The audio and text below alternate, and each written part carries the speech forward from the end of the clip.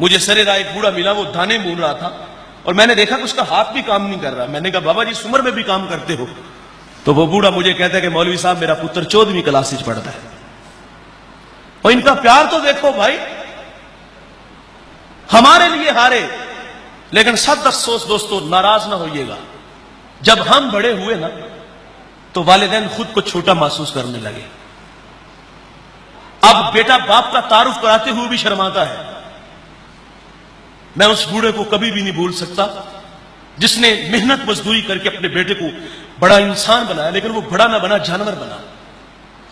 معاشرے میں بڑا نام کمایا، بڑے بڑے لوگوں میں اٹھنا بیٹھنا ہوا. تو باپ دیہات کا رہنے والا تھا، والد کو ملنے گیا تو اس کے دوست بھی آئے ہوئے تھے. اور وہ بوڑھا مل کے جب باہر نکلنے لگا تو کسی نے پوچھا یہ کون ہے؟ تو اس نے کہا یہ دیہات میں ہمارا ملازم ہے. ایک ہفتے ہی بعد وہ اللہ کے پاس چلا گیا. اور ماں باپ ہمارے ملازم ہی ہوتے ہیں، ہماری نوکری کرتے ہیں بھائی، لیکن اولاد کو تو نوکر نہیں سمجھنا چاہیے. ان کی تو جنت ہے، ان کا تو مان ہے. افسوس بھائی ہم بڑے ہوئے تو ماں باپ چھوٹے ہو گئے. اور بھائی میں کہتا ہوں تم بہت بڑے علامہ ہو، تم بہت بڑے مفتی ہو، تم بہت بڑے پیر ہو، تم بہت بڑے افسر ہو، پورے ضلع کے تم مالک ہو، لیکن جب گھر آیا کرو نا تو یہ سارے سٹار، یہ سارے اعزاز باہر اتار کے آیا کرو. جب گھر میں داخل ہوا کرو تو وہ 25 سالہ پرانا ببلو بن کے آیا کرو. لیکن ایسا نہیں ہوتا. امام اعظم تھے یار، کتنا بڑا نام ہے. اپنے ٹیچر کی مسند پہ بیٹھے فتویٰ چلتا ہے تو ماں کہتی بیٹے میں نے مسئلہ پوچھنا ہے فلاں بوڑھے عالم سے، چلو سواری تیار کرو. بیٹا یہ نہیں کہتا کہ ماں میں خود بہت بڑا عالم ہوں، آپ حکم کرو.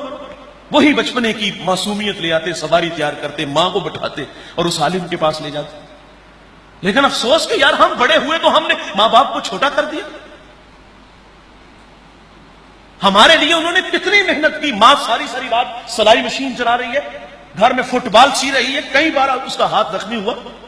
یہ چائنا میں آج سے 100 سال پہلے ایک جھٹکا لگا تھا، لاکھوں لوگ ملبے تلے زمین میں چلے گئے تھے، خاک کا ڈھیر بنے تھے. ایک بہت بڑی عمارت گرتی ہے تو اس کے ملبے کو جب اٹھایا گیا نیچے ایک سیل تھی، اور جب وہ پیچھے ہٹتی ہے تو ایک خاتون اور ایک چھوٹا سا بچہ تھا اور دونوں بے ہوش ہیں. انہیں ہاسپٹل لے گئے، ہوش آیا تو لوگوں نے ایک عجیب ماجرا دیکھا اور سوال اس خاتون سے کیا کہ بہن جب ہم تجھے لے کر کے ہاسپٹل آئے تو عجیب کہانی یہ تھی کہ تیرا سارا بدن تو سلامت تھا لیکن تیری ہاتھوں کی انگلیاں زخمی تھی، یہ پورے زخمی تھے، کہانی کیا ہے؟ تو وہ خاتون کہتی ہے کہ اللہ کی طرف سے یہ امتحان آیا تو ہم وہاں پھنس گئے اور ہمارے پاس کوئی کھانے پینے کی کوئی اشیاء بھی نہیں تھی. ایک دو دن تو میں اپنے بیٹے کو اپنی چھاتی کا دودھ پلاتی رہی، لیکن جب دودھ خشک ہوا تو بیٹا روتا اور مجھ سے بیٹے کا رونا دیکھا نہ گیا، ممتا تڑپی.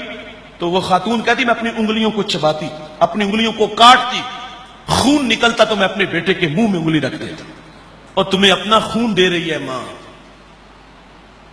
ساری ساری رات سلائی مشین چلا رہی ہے. بھائی شہر میں آ کے پڑھنے والوں بھول گئے ہو کس کی ماں نے کتنا زیور بیچا ہے. یہ ہمارے لیے ہارے اور ہم نے انہیں چھوٹا کر دیا.